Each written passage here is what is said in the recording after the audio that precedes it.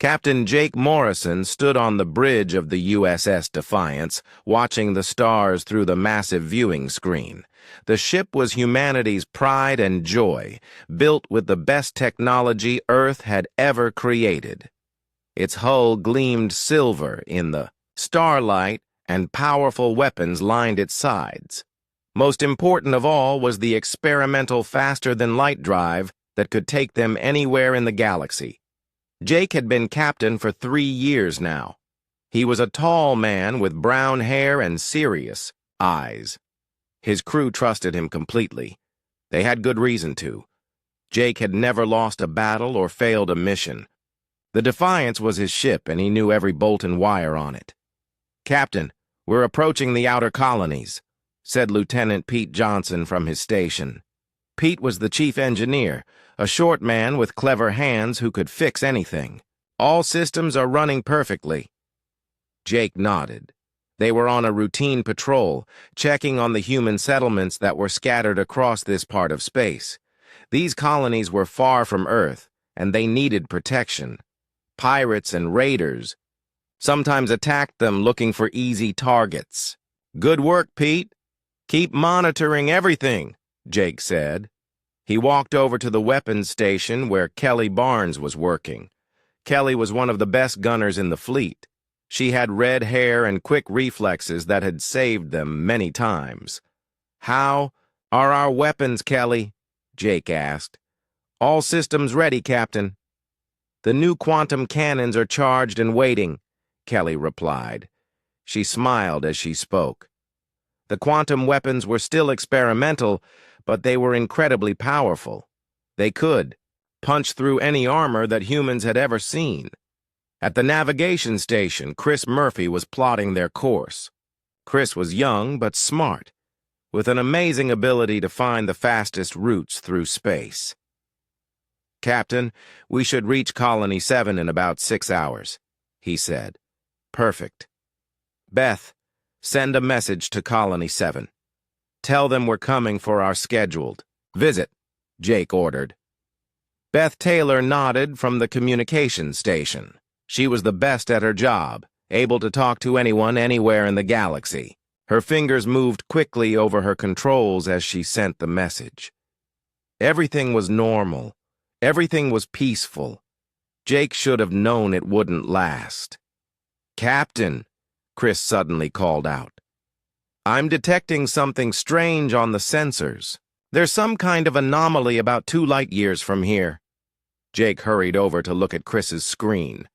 The readings were unlike anything he had ever seen. Space itself seemed to be twisted into a spiral shape, like a whirlpool in an ocean. Energy readings were off the charts. "What do you think it is?" Jake asked. "I have no idea, sir. It's not in any of our databases. It's like space is folded up on itself," Chris said, his voice full of confusion. Kelly looked up from her station. "Could it be dangerous?" "Unknown," Jake replied. He thought for a moment. Their orders were to patrol the colonies and protect them. They weren't supposed to investigate strange phenomena. But this anomaly was close to several human settlements. If it was dangerous, people could get hurt. "Beth, contact Admiral Lisa. Carter on Earth. Tell her what we found," Jake ordered. Beth worked for several minutes, sending messages through the faster-than-light communication system. Finally, she got a response. "Admiral Carter says we should stay away from the anomaly. She's sending a science ship to investigate it next month." Jake frowned. Next month might be too late. The anomaly could move. It could grow. It could threaten the colonies. He had a duty to protect human lives. "Captain, the anomaly is definitely moving," Chris reported. "It's heading toward Colony 7. That settled it. Jake couldn't wait for orders or science ships. "Change course. Take us to the anomaly." "Sir, the Admiral ordered us to stay away," Beth said quietly. "I heard the order, Lieutenant. But those colonists need protection. If this thing is dangerous..." "We need to know now," Jake replied firmly. The crew exchanged glances, but they didn't argue. They trusted their captain's judgment. The Defiance changed course and headed toward the strange distortion in space. As they got closer, the anomaly grew larger on their screens. It was beautiful and terrifying at the same time. Space seemed to swirl around a central point, creating patterns of light and shadow. Energy danced across its surface like lightning in a storm. "Captain, I'm reading massive gravitational distortions," Pete reported from engineering. "The ship's systems are starting to fluctuate." "Shields up. All hands to battle stations," Jake ordered. Throughout the ship, alarms began to sound. 800 crew members rushed to their positions. "The anomaly is affecting our instruments," Chris said. "Navigation is getting confused. It's like the laws of physics are different near that thing." Jake stared at the swirling mass on the screen. Every instinct told him to turn around and leave, but he couldn't abandon the colonies without knowing if they were safe. "Take us closer." "Slowly," he ordered. The Defiance crept forward. The anomaly grew larger and larger until it filled their entire view. Strange energies played across the ship's hull. In the distance, Jake could see other things floating in space near the anomaly. They looked like pieces of ships, but they were made of materials he didn't recognize. "Captain, we're being pulled in!" Pete shouted from engineering. "The gravity is too strong! I can't fight it!" Jake felt the ship shudder as it was drawn toward the anomaly. "Full reverse! All power! To engines! It's no use, sir! We're caught!" Pete replied. The bridge crew held on as the ship shook and groaned. Outside, the swirling energies grew brighter and brighter. Jake realized they had made a terrible mistake. They were going to be pulled into the anomaly, and there was nothing they could do to stop it. "All hands, brace for impact!" Jake shouted, into the ship's communication system. The last thing Jake saw was a brilliant flash of light as the USS Defiance disappeared into the anomaly. Back on Earth, Admiral Lisa Carter would wait for days for a message from Jake's ship. But no message would ever come. The Defiance and all 800 souls aboard had vanished completely, leaving no trace they had ever existed.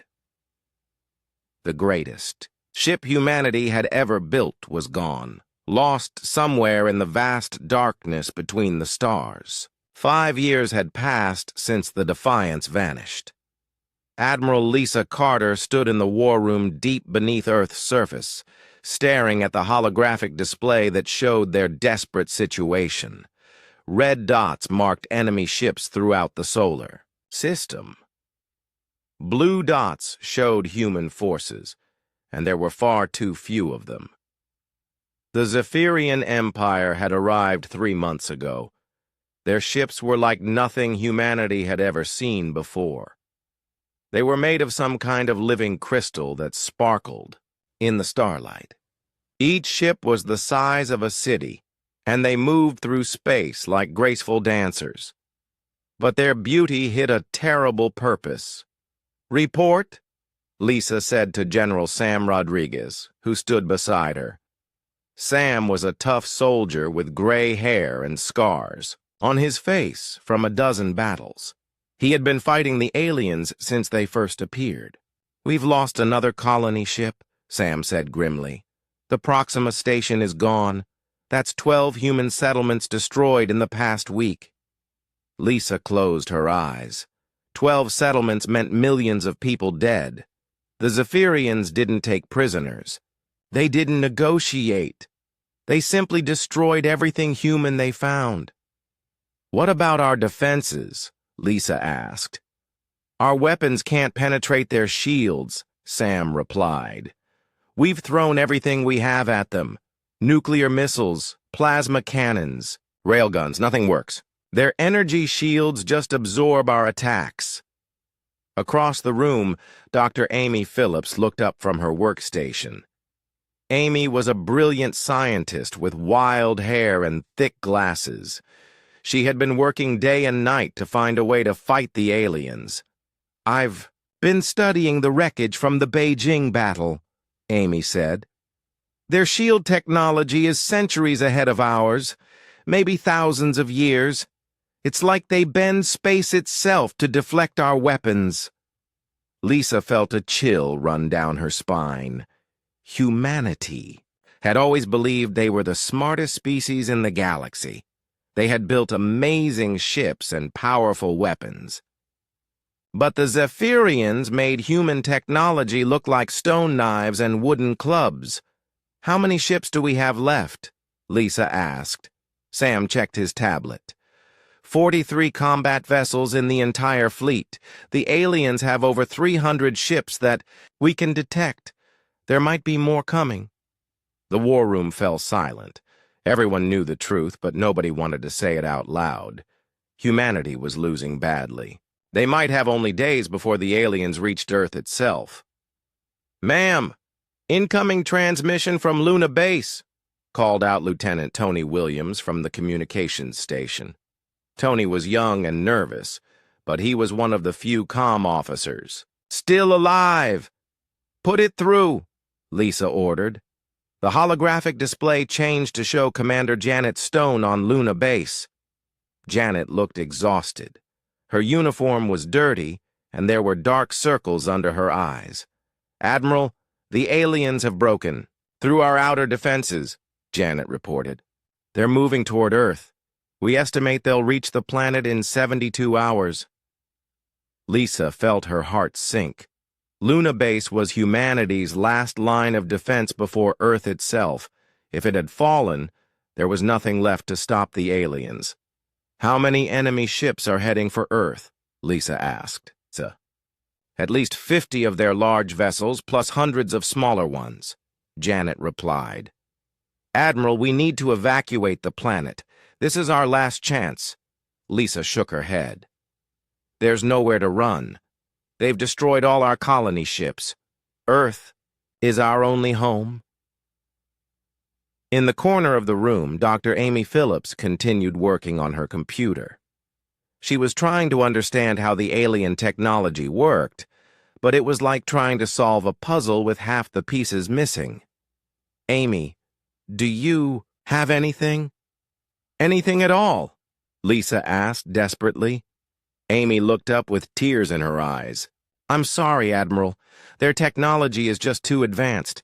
It would take us decades to develop weapons that could hurt them, and we don't have decades." General Sam Rodriguez slammed his fist on the table. "There has to be something. Humanity doesn't give up this easily." "We've tried everything," Lisa said quietly. "Our best ships, our smartest people, our most powerful weapons. Nothing works against them." Tony Williams suddenly straightened at his station. "Admiral, I'm getting reports from all over the system. The alien fleet is moving. They're forming up for a final attack." Lisa walked over to the main display and watched as hundreds of red dots began moving toward Earth. The alien ships moved, in perfect formation, like a school of deadly fish swimming through space. "How long until they reach us?" she asked. 18 hours, Tony replied. 18 hours. That was all the time humanity had left. Lisa thought about all the people on Earth who were counting on her to protect them. Children playing in parks, families having dinner together, students learning in schools. In 18 hours, it would all be gone. "Send a message to all remaining ships," Lisa ordered. "Tell them to form a defensive line around Earth. We'll make our last stand here." "Yes, ma'am," Tony said, but his voice was shaking. Dr. Amy Phillips stood up from her workstation. "Admiral, what if we're thinking about this wrong? What if we can't beat them with weapons? Maybe we could negotiate." General Sam Rodriguez shook his head. "They don't talk to us. They just destroy everything they find. These aliens aren't interested in peace." "Then we fight," Lisa said firmly. Even if we can't win, we'll show them that humanity doesn't surrender. Our people deserve that much. The room fell quiet again. Outside, through the thick walls and layers of rock, Earth continued to spin peacefully in space. Most people on the planet didn't know how close they were to total destruction. The government had decided not to cause panic by telling everyone the truth. Lisa looked around at her officers. They were good people who had worked hard to protect humanity. It wasn't their fault that they had met an enemy too powerful to defeat. Get some rest, everyone, Lisa ordered. Tomorrow will be our last battle. I want everyone ready to fight with everything they have. As her officers filed out of the room, Lisa remained behind, staring at the display showing the approaching alien fleet. She thought about Captain Jake Morrison and the crew of the Defiance. If they were still alive, maybe they could have made a difference. But they were gone, lost somewhere in the darkness of space. Humanity was alone, facing an enemy that would show no mercy. In 18 hours, the final battle would begin. Lisa just hoped they could make it a fight worth remembering. The alien bombardment had begun 2 hours ago. From the space station Olympus, Commander Tony Williams watched in horror as bright flashes lit up Earth's atmosphere. Each flash meant another city was being destroyed. Another million people were dying. "Sir, we're getting reports from the surface," said Sergeant Lucy Brown from the communications station. "London is gone. Tokyo is gone. The aliens are targeting every major population center." Tony gripped the railing of the observation deck. Olympus was supposed to be a research station, but now it was one of the last human outposts still functioning. Most of Earth's fleet had been destroyed in the first wave of attacks. "How many ships do we have left in the system?" Tony asked. 12 combat vessels, sir. They're trying to break through the alien lines, but their weapons aren't working," Lucy replied. Through the station's windows, Tony could see the crystalline alien ships hanging in space like deadly jewels. Their energy weapons fired down at Earth in steady streams. The planet's shields had failed hours ago. "Commander Williams," Lucy suddenly shouted. "I'm detecting something impossible." Tony rushed over to her station. "What is it?" "Long range. Sensors are picking up a ship signature. It's the USS Defiance, sir." Tony stared at the sensor reading in disbelief. "That's impossible. The Defiance was lost 5 years ago." "I'm running the scan again," Lucy said, her fingers flying. "Over her controls. The signature is definitely real. It's the Defiance, but something's different about it." On the main screen, a blurry image appeared. Tony could barely make out the shape of a ship in the distance, but it was moving toward them at incredible speed. "Get me Admiral Carter," Tony ordered. Minutes later, Admiral Lisa Carter appeared on the communication screen. She looked exhausted and desperate. Behind her, Tony could see the chaos of the underground command center. "Tony, what's your status?" Lisa asked. "Admiral, you're not going to believe this. We're detecting the USS Defiance approaching our position." Lisa's face went pale. "That's impossible. The Defiance has been missing for 5 years." "I know, ma'am, but the sensors don't lie. It's definitely the Defiance, but it looks different somehow." On the sensor screen, the ship was getting closer. As it approached, Tony could see that it had been changed. Strange additions covered its hull. The weapons looked different. Even the engines had been modified with technology he didn't recognize. "Try to contact them," Lisa ordered. Lucy worked at her controls for several minutes. "I'm sending signals on all frequencies, but there's no response." The Defiance continued to approach. It moved differently than Tony remembered. The ship seemed to glide through space without any visible effort. as if the laws of physics didn't apply to it anymore. "Wait!" Lucy called out. "I'm getting something!" A voice crackled through the speakers. It was distorted and strange, but Tony recognized it immediately. "This is Captain Jake Morrison of the USS Defiance. Olympus Station, please respond." Tony grabbed the microphone with shaking hands. "Jake, this is Tony Williams on Olympus. Where have you been? What happened to you?" There was a long pause before Jake replied. When he spoke again, his voice sounded different, more confident, more powerful. "Tony, good to hear your voice. We've been away, but we're back now, and we can see Earth is under attack." "Jake, the situation is desperate," Tony said quickly. "The aliens have been bombarding the planet for hours. Our fleet is destroyed. There's nothing left to stop them." "Send me the coordinates of all enemy ships in the system," Jake ordered. His voice was calm and steady, as if he wasn't worried at all. "Jake, there are hundreds of them. Their shields are impenetrable. Our weapons can't hurt them." "Just send me the coordinates, Tony." Lucy quickly transmitted the location data. On the sensors, Tony watched as the Defiance changed course and headed toward the nearest group of alien ships.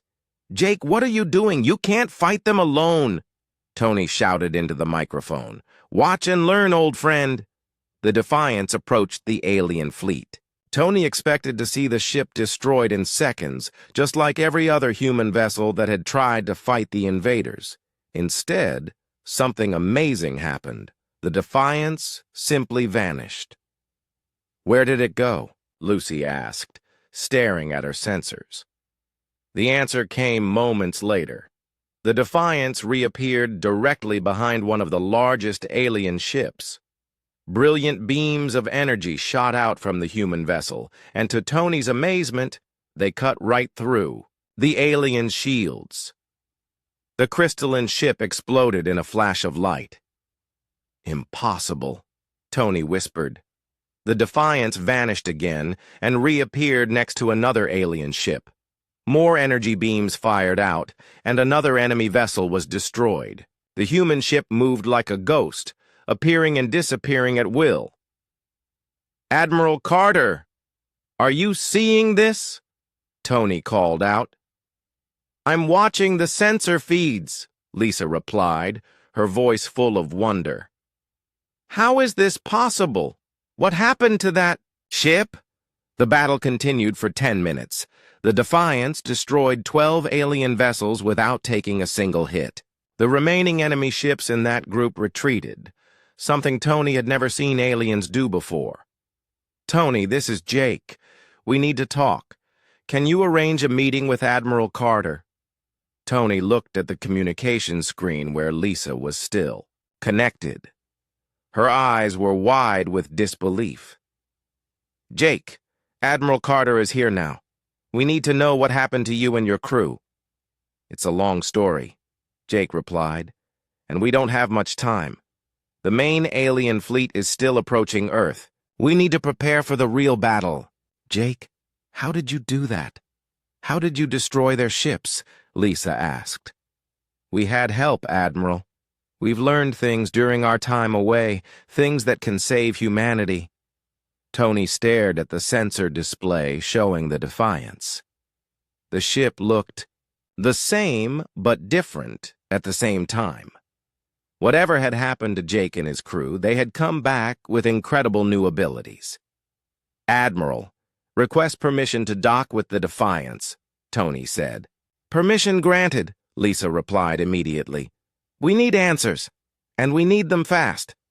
As Olympus Station changed course to rendezvous with the mysterious ship, Tony wondered what secrets Jake Morrison was hiding. 5 years ago, the Defiance had been humanity's most advanced vessel. Now it seemed to be something else entirely, something that might be their only hope of survival. Admiral Lisa Carter stepped through the airlock and onto the USS Defiance. The first thing that struck her was how familiar everything looked. The corridors were the same, the walls were the same color. Even the smell was exactly as she remembered from 5 years ago. But something was different. The air hummed with energy that hadn't been there before. Strange lights pulsed along the walls in patterns that seemed almost alive, and when she touched the wall, it felt warm, as if the ship itself was breathing. "Welcome aboard, Admiral," came a voice from behind her. Lisa turned and saw Captain Jake Morrison walking down the corridor toward her. He looked exactly the same as he had 5 years ago, not a day older. His brown hair was the same length. His face showed no signs of aging. It was as if time had stopped for him and his crew. "Jake," Lisa said, trying to hide her shock, "you look the same." Jake smiled, but there was something different about his eyes. They seemed deeper now, as if they had seen things no human was meant to see. "Time moves differently where we've been," Jake said simply. "Come, let me show you what we've learned." They walked through the ship together. Lisa noticed that crew members they passed also looked unchanged. Pete Johnson was working on a control panel, his hands moving in ways that seemed impossible. Kelly Barnes walked by carrying a weapon that glowed with its own light. Beth Taylor was at a communication station speaking in a language Lisa had never heard before. "Jake, what happened to you?" Lisa asked quietly. "We fell into something wonderful and terrible," Jake replied. "A place where the rules are different, where we learned that humanity is not alone in fighting the darkness." They entered the main bridge, and Lisa gasped. The room looked similar to what she remembered, but everything had been enhanced. The screens showed star maps that seemed to move in 3 dimensions. The control panels responded to touches that came before the crew members even reached them. "Admiral Carter," said a familiar voice. Lisa turned to see Chris Murphy at the navigation station. Like the others, he looked unchanged by time. "Chris, it's good to see you," Lisa said. "Where have you been all these years?" Chris looked at Jake, who nodded. "We were pulled into a pocket dimension," Chris explained. "A place between spaces where an ancient race lives. They've been waiting for someone like us." Lisa felt confused. "Ancient race? What are you talking about?" "Let me show you," said Pete Johnson, walking over from his engineering station. He held up his hand, and energy began to flow around his fingers like liquid light. "We've been changed, Admiral. Enhanced. Made into something more than human."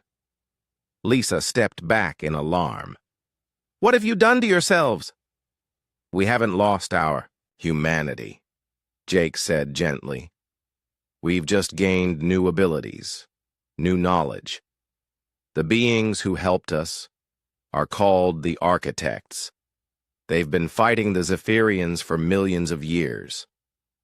The aliens attacking us, you know about them?" Kelly Barnes approached from the weapons station. "We know everything about them, Admiral. The Zephyrians aren't just conquerors. They're destroyers of worlds. They've wiped out thousands of civilizations across the galaxy." Lisa felt a chill run down her spine. "How many civilizations?" "We don't know the exact number," Jake replied, "but the Architects have been keeping track. The Zephyrians destroy everything they touch. They don't just want to rule the galaxy. They want to consume it." "That's why the Architects chose us," Beth Taylor said from her station. "Humanity has something special, something the other races didn't have." "What's that?" Lisa asked. "We're unpredictable," Jake said with a smile. "Most species follow logical patterns. They do what makes sense. But humans? We do crazy things. We take impossible risks. We refuse to give up even when we should." Pete Johnson held up a device that Lisa had never seen before. It looked like a crystal, but it pulsed with inner light. This is architect technology, Pete explained. It works by bending the basic forces of the universe: gravity, time, energy, space itself. The architects taught us how to use it, but only after they tested us.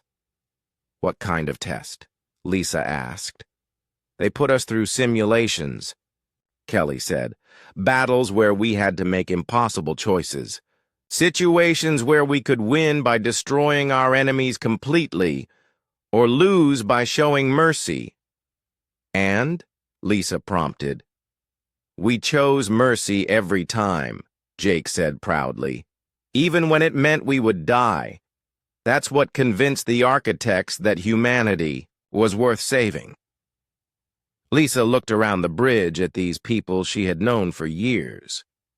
They seemed like the same people, but something fundamental had changed about them. They moved with new confidence. They spoke with deeper wisdom, and they all carried themselves like they had seen the secrets of the universe. Jake, the Zephyrian fleet is still approaching Earth, Lisa said urgently. Can you really stop them? Not just us, Jake replied. We can show other humans how to use this technology. We can teach your people to fight back. Dr. Amy Phillips, who had come aboard with Lisa, stepped forward. How does it work? The technology, I mean. Pete Johnson smiled and handed her the crystal device. It responds to consciousness, to will, to the human spirit.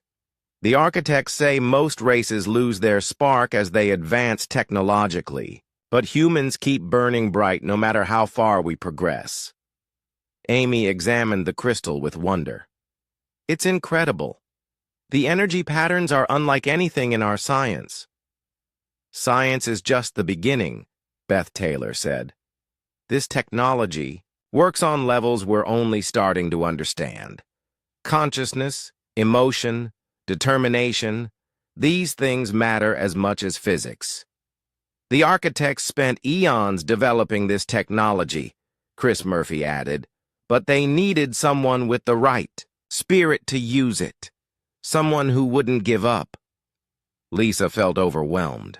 Everything she thought she knew about the universe was changing. Why didn't they fight the Zephyrians themselves? They tried, Jake said sadly. For millions of years they fought and lost. The Zephyrians are too strong, too numerous. But the architects learned something important. They realized that victory doesn't always come from being stronger. Sometimes it comes from being human. What do you mean? The Zephyrians expect logical responses, Kelly explained. They plan for rational strategies. But humans don't always do the rational thing. We do the right thing, even when it's impossible. Lisa looked out at the stars through the bridge's viewing screen. Somewhere out there, hundreds of alien ships were heading toward Earth, planning to destroy her home and everyone she cared about. Can we really win? She asked quietly. We can try, Jake said firmly. And for humans, trying is usually enough. Lisa felt a spark of hope for the first time in months. These people, her people, had found a way to fight back. They had been chosen by an ancient race and given tools beyond imagination. But most importantly, they were still human. What do you need from me? Lisa asked. Time, Jake replied. And trust. We're going to show you how to save not just Earth, but the entire galaxy. In the conference room aboard the Defiance, Captain Jake Morrison stood before a holographic display that showed the history of the galaxy. Admiral Lisa Carter and Dr. Amy Phillips watched in amazement as images of countless worlds appeared and disappeared. This is what the architects showed us, Jake said, his voice heavy with sadness. The true history of our galaxy, a history of destruction and loss. The display showed beautiful planets covered in cities and forests. Then, without warning, crystalline ships appeared in their skies. The Zephyrian fleet descended like a plague, and within days, every world was reduced to lifeless rock. "How many?" Lisa whispered. "Over 3,000 civilizations," Jake replied. "Some were more advanced than humanity. Others were just beginning to reach for the stars. It didn't matter to the Zephyrians. They destroyed them all." Dr. Amy Phillips leaned forward to study the images. "But why? What do they gain from all this destruction?" "They feed on it," said Chris Murphy from his position at the controls. "Not literally, but they consume the life energy of entire worlds. It makes them stronger, more numerous." "The architects were the first," Jake continued. "Billions of years ago, they had built a civilization that spanned half the galaxy. They were peaceful, wise, and incredibly advanced. They thought they were safe. The holographic display changed to show magnificent crystal cities floating in space, connected by bridges of pure light. Gardens filled with impossible plants. Art and music that transcended anything humans had ever created. "They were beautiful," Lisa said softly. "Yes, they were," Jake agreed. "And the Zephyrians destroyed it all in a single day." The display showed the attack. Zephyrian ships appeared without warning, their weapons tearing apart the crystal cities. The architect civilization, built over millions of years, was reduced to dust in hours. "How did any of them survive?" Amy asked. "Some escaped into pocket dimensions," Kelly Barnes explained as she joined them. "Places between normal space where the Zephyrians couldn't follow. They've been hiding there ever since, watching as their enemies destroyed world after world. For billions of years they waited," Jake said. "They tried to find other races who could fight back. Some came close, but they all failed in the end." The display showed other civilizations making their last stands. Warrior races with powerful ships and terrible weapons. Scientific cultures that tried to reason with the invaders. Peaceful societies that offered no resistance. All of them fell. "What made them think humans would be different?" Lisa asked. "At first they didn't," Chris admitted. "When they detected our radio signals a century ago, they assumed we would be just another victim. But then they started watching us more closely." "What did they see?" Amy asked. Jake smiled, and for a moment he looked like the man Lisa remembered from 5 years ago. "They saw humans doing impossible things. They watched us fight wars against overwhelming odds and refused to surrender. They saw us reach for the stars even when we barely understood how space worked. They were particularly impressed by the Battle of Mars," Kelly added. "When the colonial rebels held out for 3 years against the Earth fleet even though they were outnumbered 50-1. And the mission to save the colonists on Titan when the reactor failed," Chris said. "Volunteers flew directly into a radiation storm to rescue people they had never met. But what really convinced them was how we treat our prisoners," Jake said seriously. "The architects watched human conflicts for decades. They saw that even in our worst wars, we try to show mercy to defeated enemies." Lisa thought about that. It was true that humans had a strange habit of helping their enemies after defeating them. Even in the most brutal conflicts, there were always humans who insisted on treating prisoners with dignity. "The Zephyrians don't understand mercy," Amy said, beginning to grasp the situation. "Exactly," Jake confirmed. "For billions of years, every race they encountered fought them with logic and strategy. They tried to match the Zephyrian strength with strength. But humans, we do things differently." The holographic display changed to show the pocket dimension where Jake and his crew had spent their missing years. It was a place of impossible beauty, where the surviving architects lived in cities made of crystallized time and gardens that grew music instead of flowers. When we were pulled into their realm, the architects tested us, Jake explained. They put us through simulations of battles against the Zephyrians. We could win by using their enhanced technology to completely destroy the enemy. Or we could lose by holding back, by trying to show mercy. And you chose to lose? Lisa asked. Every single time, Kelly said proudly. Even when it meant our simulated deaths. Even when it meant failing the mission. We couldn't bring ourselves to become monsters, even to defeat monsters. That's when they knew, Chris added. Humans have something the Zephyrians have never encountered before. We can be completely ruthless in protecting the innocent, but we refuse to become like our enemies. Dr. Amy Phillips was studying the technical readouts on her tablet.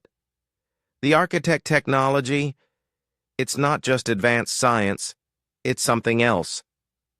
It responds to consciousness, Jake explained, to will, to emotion, to the spark that makes someone truly alive. The architects discovered that the universe itself favors life over death, creation over destruction. The Zephyrians use technology based on consumption and domination, Pete Johnson said as he entered the room. They take energy by destroying, but architect technology works by giving energy, by creating. That's why their weapons could never really defeat the Zephyrians, Chris said. The architects were too peaceful. They couldn't bring themselves to be as ruthless as their enemies. But humans can, Jake said quietly. We can be peaceful and violent at the same time.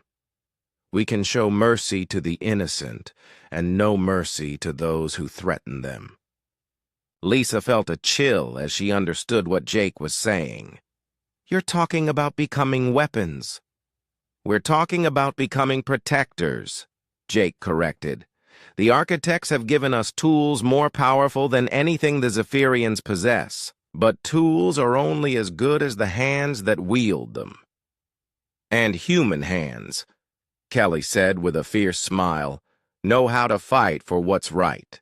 The holographic display showed Earth in the distance, still under attack from the Zephyrian fleet. But now Lisa could see it differently. It wasn't just a planet under siege. It was the birthplace of a species that might finally be able to turn the tide in a war that had raged for billions of years. How long do we have? Lisa asked. The main Zephyrian fleet will reach Earth in 14 hours, Chris reported. But Admiral, this isn't just about Earth anymore. If we can defeat them here, we can free the entire galaxy. Lisa looked around, at these changed humans who had been given the power to reshape the universe. They still looked like her people, but now they carried the hopes of countless dead civilizations. Then let's get to work, she said firmly. It's time to show these aliens what humans can do. The USS Defiance moved through space like a predator hunting its prey. On the bridge, Captain Jake Morrison watched as a group of 12 Zephyrian scout ships approached their position.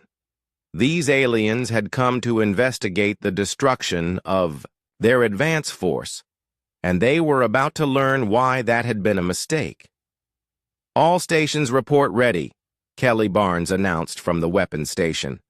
Her new abilities let her control systems that human technology had never dreamed of. The ship's weapons were charged with energy drawn from the very fabric of space itself. Chris, take us in, Jake ordered. The Defiance accelerated toward the enemy ships, but not in any way that normal physics would allow. The ship seemed to fold, space around itself, moving faster than light without using its engines. To the Zephyrians, It would appear that the human vessel was simply materializing out of nothing. In the war room deep beneath Earth's surface, Admiral Lisa Carter watched the battle through long-range sensors. Dr. Amy Phillips sat beside her, studying every detail of how the architect technology worked. "How are they doing that?" Amy asked in amazement. "The ship is moving through space, like it's swimming through water." "The technology responds to consciousness," Lisa replied, remembering what Jake had told her. "They're not just piloting the ship. They're thinking it into new positions." On the main display, they watched as the Defiance engaged the Zephyrian scout fleet. The alien ships were beautiful and deadly, their crystalline hulls reflecting starlight like giant jewels. Each one was 3 times larger than the human vessel, and their energy shields had never been penetrated by any weapon humanity possessed. But the Defiance was no longer using human weapons. Beams of pure white light shot out from the modified ship, striking the alien vessels with surgical precision. Where the energy touched the Zephyrian shields, they simply ceased to exist. The crystalline hulls beneath began to crack and fracture. "Incredible," General Sam Rodriguez said from his position behind Lisa. "They're cutting through their defenses like they were made of paper." But something unexpected happened. Instead of destroying the damaged alien ships, the Defiance stopped firing. The human vessel positioned itself between the crippled Zephyrian craft in empty space as if protecting them. "What are they doing?" Amy asked. "They have the aliens at their mercy." Over the communication system, Jake Morrison's voice crackled through. "Admiral Carter, this is the Defiance. We're sending you a transmission for all Zephyrian ships in the system." "Go ahead, Jake," Lisa replied. "To all Zephyrian vessels," Jake's voice said, but now he was speaking in the clicking, musical language of the aliens. "This is Captain Morrison of the human ship Defiance. We have demonstrated our ability to destroy your forces. However, we offer you a choice. Withdraw from this system and cease your attacks on human worlds, and we will allow you to leave unharmed."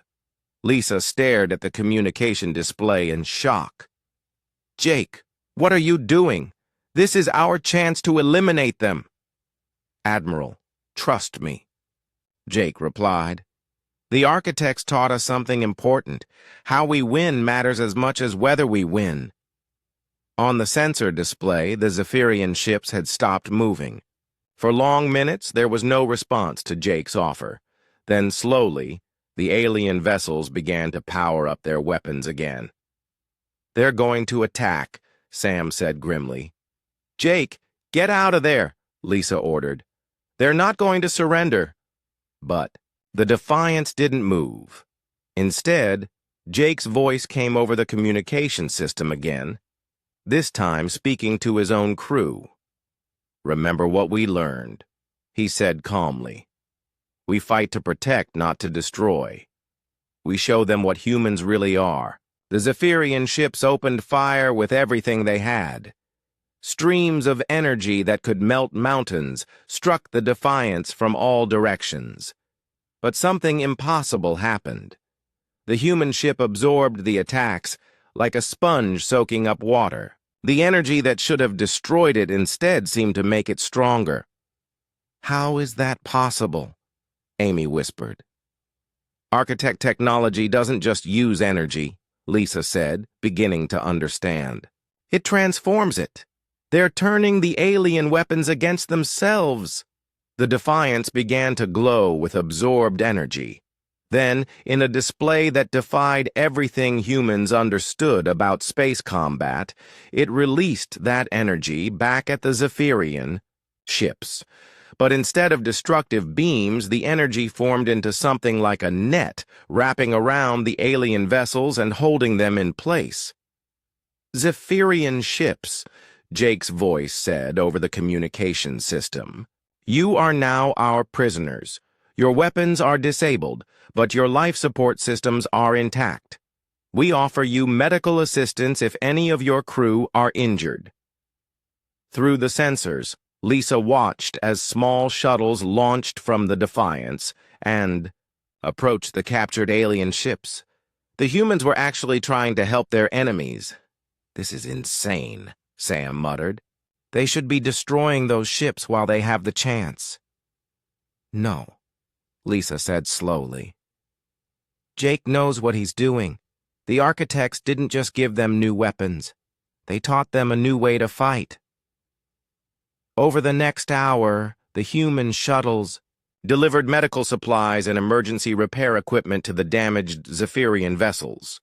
When that was complete, the energy nets dissolved, freeing the alien ships. "You are free to go," Jake announced. "Return to your fleet and tell them what you have seen here. Tell them that humans fight differently than other races. We can destroy you, but we choose not to. We offer you one final chance to withdraw from human space." For several tense minutes, the Zephyrian ships remained motionless. Then, one by one, they began to move away from the battle area. They didn't attack again. They simply left. "Jake, report," Lisa said into her communicator. "Mission accomplished, Admiral," Jake replied.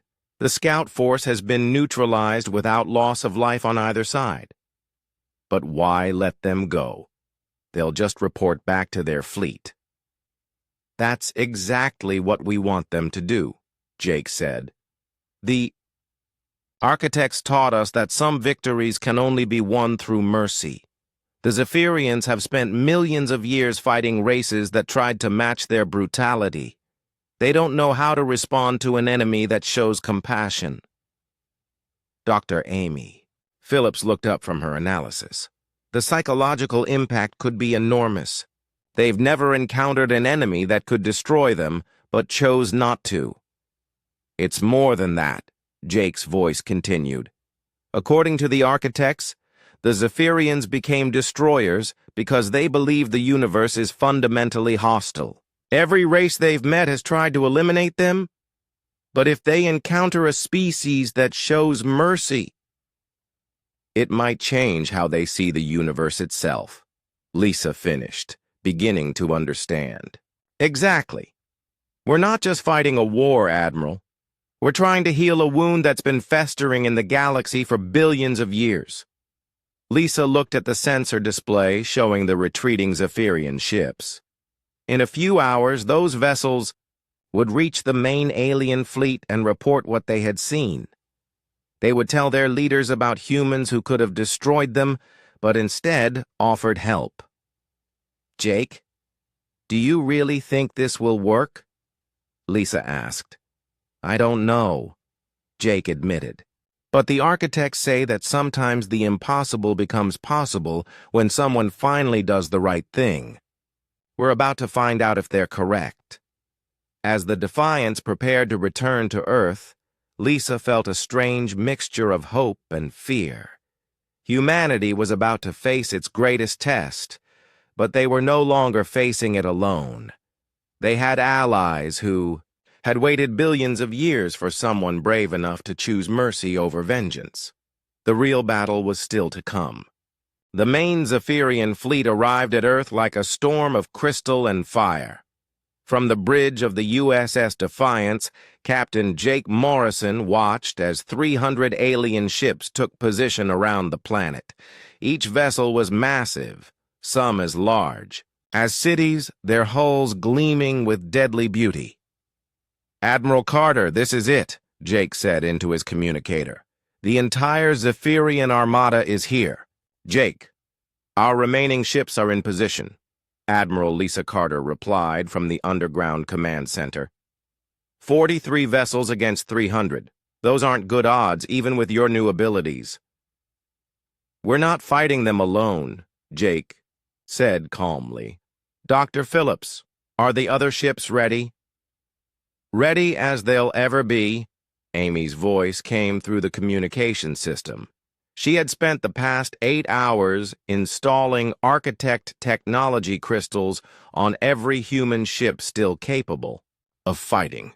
The process was dangerous and experimental, but it was their only chance.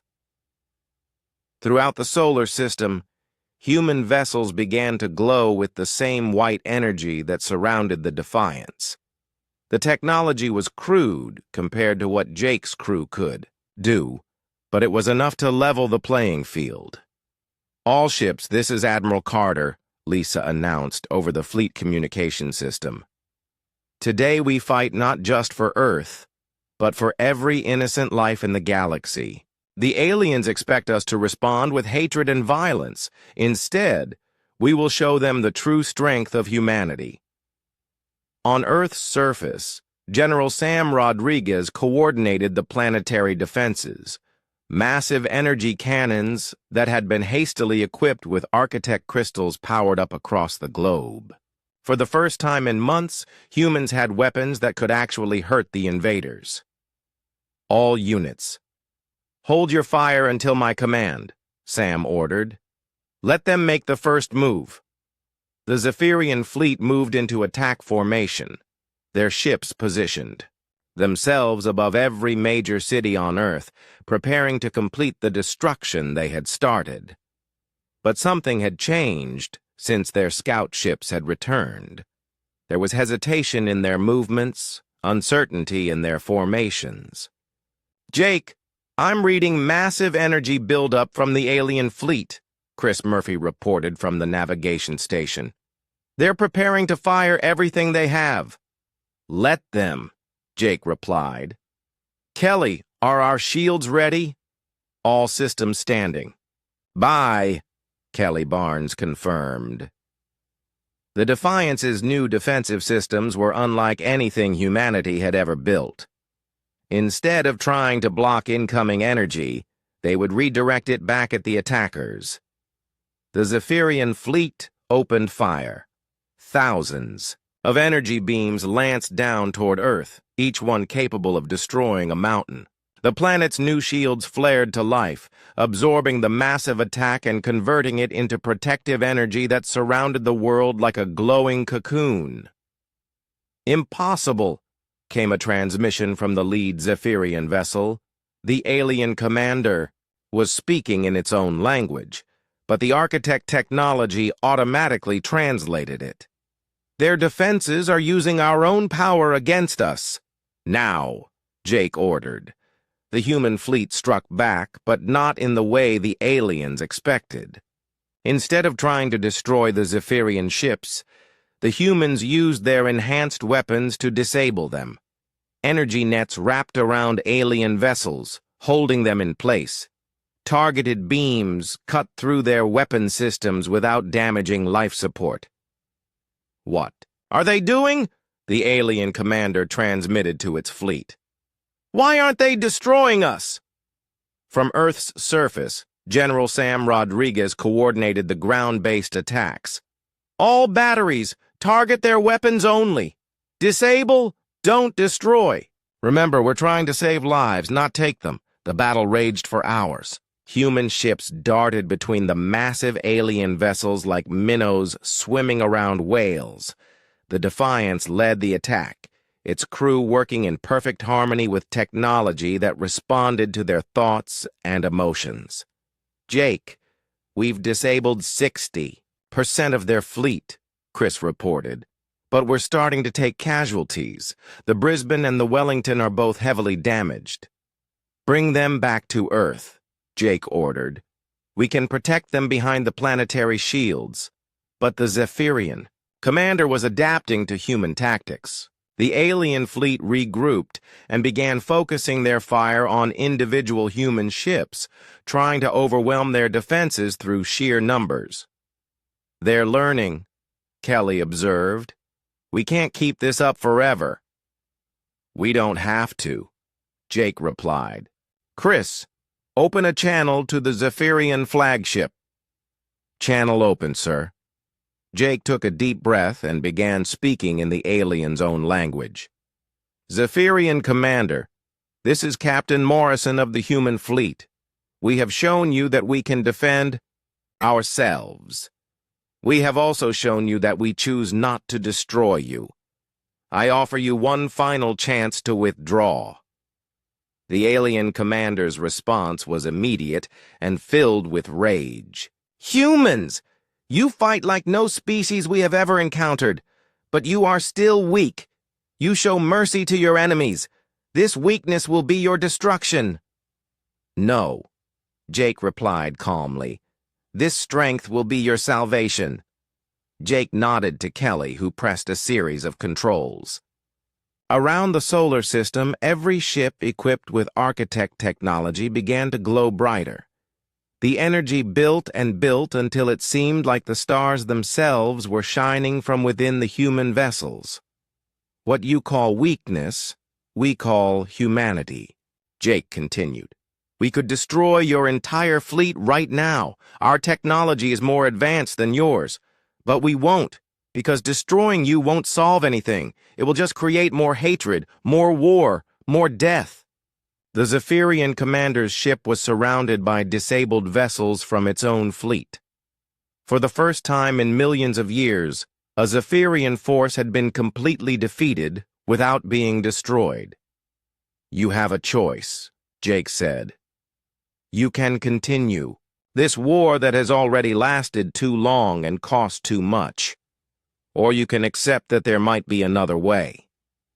On the main display, Jake could see the massive alien flagship.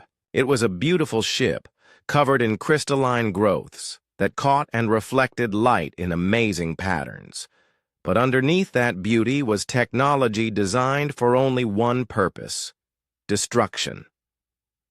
"We have fought for 10 million years," the alien commander transmitted. "We have destroyed thousands of civilizations. They all claimed to seek peace, but they all tried to destroy us in the end." "Because they feared you," Jake replied.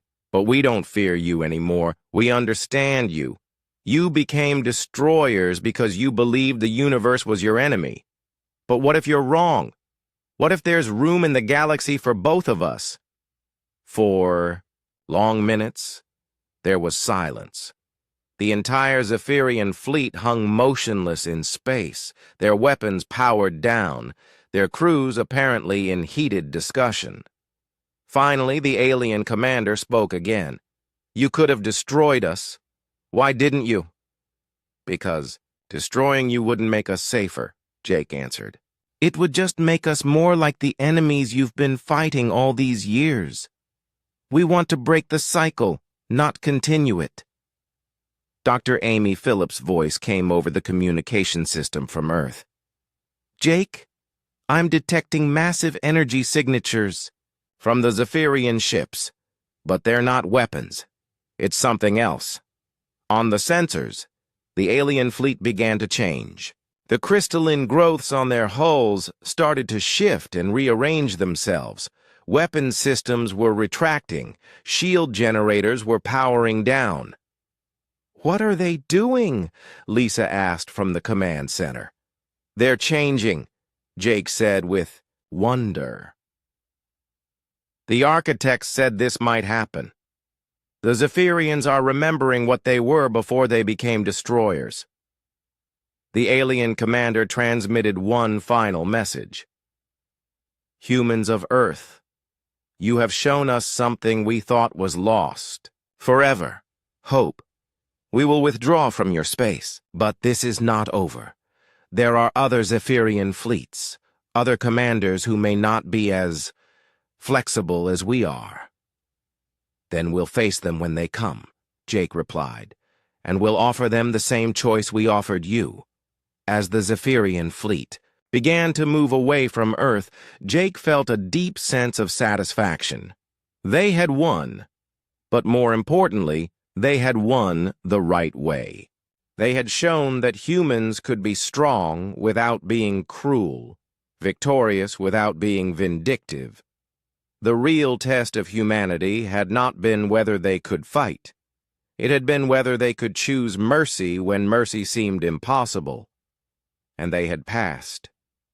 6 months after the Battle of Earth, Captain Jake Morrison stood in the observation lounge of the USS Defiance, watching the construction of humanity's first deep space defense station.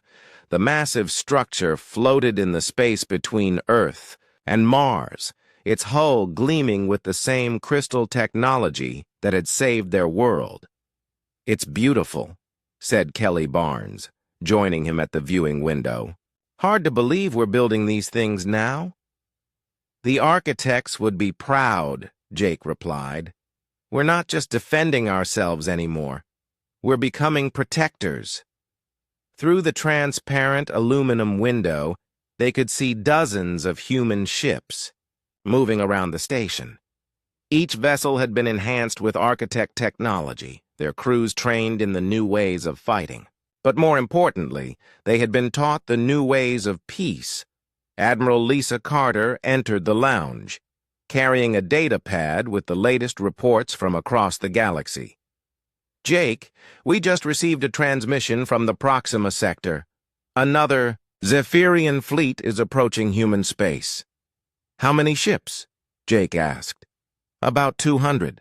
Commander Nash of the patrol vessel Independence wants to know if you'll be joining them." Jake smiled.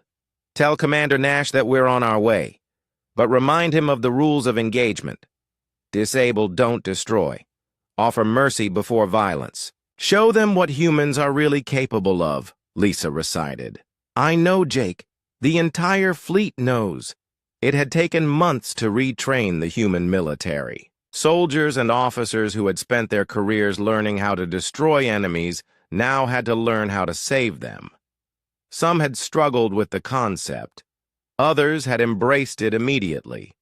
But all of them understood that this was humanity's new destiny. Dr. Amy Phillips walked into the lounge, her tablet displaying readings from the latest architect technology experiments. "Jake, I've been analyzing the data from our recent encounters with Zephyrian fleets. Something interesting is happening." "What do you mean?" Jake asked. "The aliens we've shown mercy to." "They're changing," Amy explained. "Not just their behavior, but their actual biology. The crystalline growths on their ships are becoming less weapon-focused and more artistic." Kelly looked intrigued. "You mean they're becoming less warlike?" "Exactly. It's as if our mercy is literally transforming them back into what they were, before they became destroyers. The architects were right about the psychological impact." From his position at the navigation station, Chris Murphy called out, "Captain, we're ready to depart for the Proxima sector." "Take us out, Chris," Jake ordered. The Defiance smoothly left Earth's orbit and accelerated toward the edge of the solar system. But this time, they weren't alone. 3 other enhanced human vessels accompanied them: the Courage, the Harmony, and the Hope. Each ship was commanded by officers who had been personally trained by Jake's crew. As they traveled through hyperspace, Jake thought about the choice the architects had offered him after the Battle of Earth. They had wanted him and his crew to join them permanently in their pocket dimension, becoming full guardians of the galaxy with powers beyond imagination. Jake had refused. "We're still human," he had told them. "And humans belong with humans. You can give us tools and knowledge, but we need to remain who we are." The architects had been surprised but pleased by his decision. They had realized that humanity's greatest strength was not their ability to use advanced technology, but their refusal to lose themselves in it. "Captain, we're approaching the Proxima sector," Chris announced. "I'm detecting the Zephyrian fleet. They're in standard attack formation approaching the mining colony on Proxima B. Open a channel to Commander Nash on the Independence," Jake ordered. Commander Sarah Nash appeared on the main screen. She was a veteran officer who had initially been skeptical of Jake's methods, but after seeing the results firsthand, she had become one of their strongest supporters. "Captain Morrison, good to see you," Sarah said. "The Zephyrian fleet consists of 200 ships, all heavily armed. The colonists on Proxima B are requesting immediate evacuation. Negative on the evacuation, Jake replied. We're going to try something different this time. Sir, we're going to invite them to talk. An hour later, Jake found himself in an impossible situation. He was sitting across a conference table from a Zephyrian commander named Vex High, drinking what passed for coffee in the strange crystalline chamber aboard the alien flagship. The Zephyrian was beautiful in an alien way, its body covered in the same crystal formations as its ship. You continue to surprise us, human Morrison, Vex High said in its musical voice. No other species has ever requested a meeting before battle. That's because other species assumed they knew what you wanted, Jake replied. We prefer to ask. What we want is simple. We wish to claim this star system for our empire. Why? Jake asked. What do you need it for? Vex High seemed confused by the question.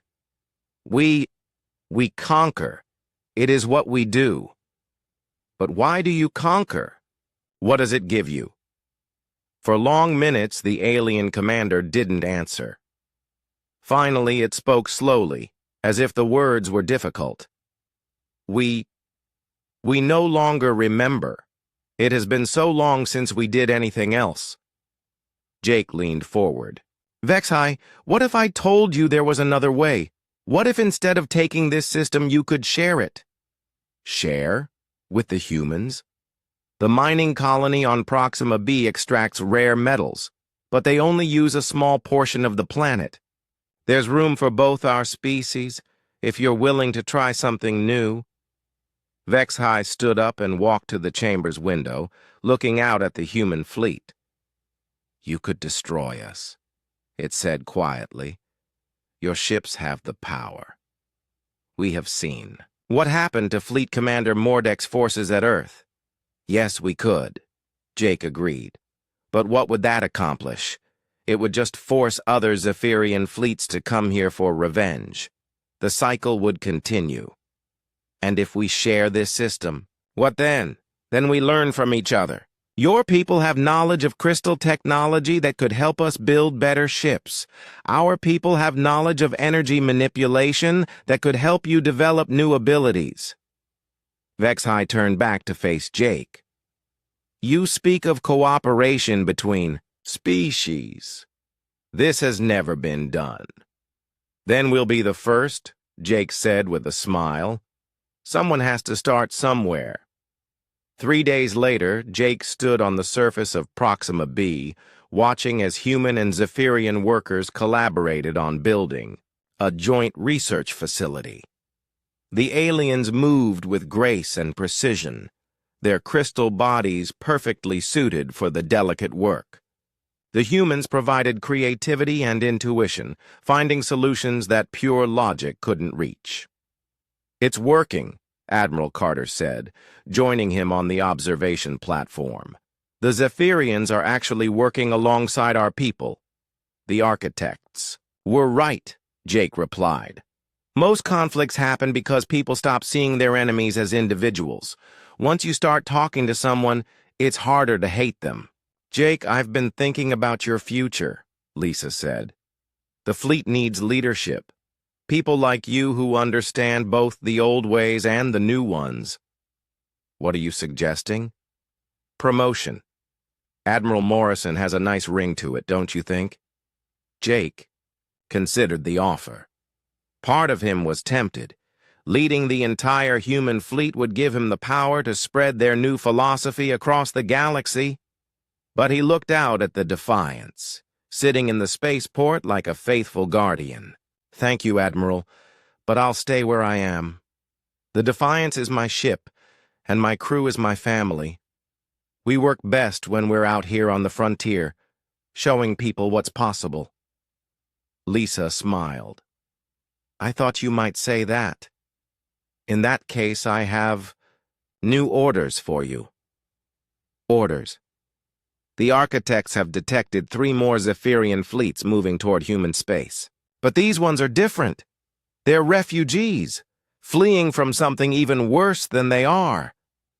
Jake felt a familiar stirring of excitement and purpose. What's chasing them? We don't know yet. But whatever it is, it's powerful enough to frighten the Zephyrians. And if there's something in this galaxy that can scare them, then humanity needs to be ready, Jake finished. When do we leave? As soon as you're ready, Admiral Morrison. Jake looked at her in surprise. I thought I said I didn't want a promotion. You don't get to choose, Lisa said with a grin. Someone has to be in charge of the new Deep Space Defense Division, and you're the only person crazy enough to try to make friends with our enemies. As the sun set over Proxima B, Jake watched human and Zephyrian children playing together in the research facility's courtyard. 6 months ago, such a sight would have been impossible. Now it was just the beginning. Humanity had proven themselves, worthy of the architect's trust. They had shown that strength and mercy could coexist. They had broken a cycle of violence that had lasted for millions of years. But more importantly, they had remained human throughout it all. The galaxy was vast and full of dangers that had not yet been discovered. But whatever came next, humanity would face it the same way they always had. Together, with courage, and with the stubborn refusal to give up that had carried them from the caves of Earth to the stars themselves. The USS Defiance powered up its engines and prepared to depart for the unknown regions of space. There were more enemies to face, more friends to make, and more impossible things to accomplish. It was going to be a good adventure.